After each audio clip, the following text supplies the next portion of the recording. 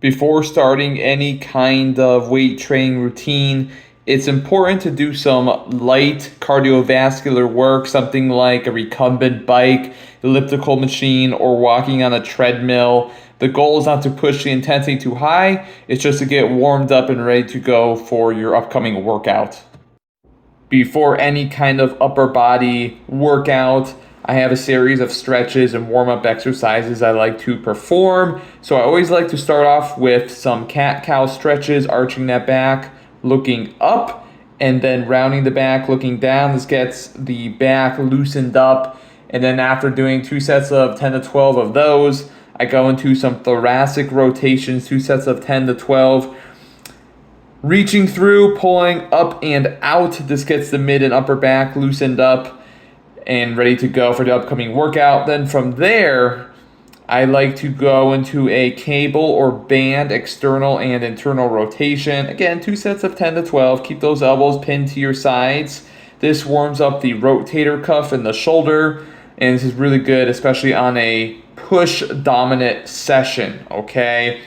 If you have the setup on some cables or bands, some pull aparts, some Y raises are always good options to get those shoulders good and loosened up before hitting the weights. And then a simple dumbbell hammer curl to press and then back down. Sets of 10 to 12 again is another good warm up to kind of wrap things up before your upcoming session. Day 4 back and biceps starts with assisted pull-ups. So if you have an assisted pull-up machine in your gym, use that. But if not, you could do banded pull-ups. And you want to put your knee inside the band. And it's the same thing from there.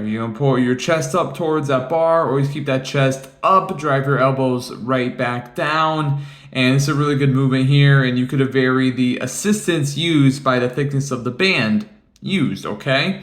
From there, we're going to go into a one-arm dumbbell row, 3 sets of 10 to 12 on each arm. Always keep that chest up and think about driving your elbow up high towards the hip. Do not twist your body, okay? It's okay to get that full stretch of the arm, but you want to do the best that you can to not twist your body, okay? This keeps your low back good and safe. Our third exercise is going to be the wide grip overhand cable row. So get a good wide grip on that attachment. Pull back to about chest height. This involves the rear delts and traps. And think about pulling with your arms in like a 90-degree angle, okay? So you don't want to be a narrow grip because that's going to, throw off that 90-degree angle, right? So flare out those elbows, pull nice and high to get into that upper back. Our fourth exercise is going to be the pronated or overhand grip rear delt dumbbell flies, 3 sets of 12 to 15. Think about raising those dumbbells out, and as you start to get fatigued, focus on staying bent over. Our fifth and final exercise of the day is the easy bar bicep curl, 3 sets of 10 to 12. Elbows close to your sides, big squeeze at the top, and slow on the way down. I like to think resist gravity on the way down. Go a little slower than you would want to go.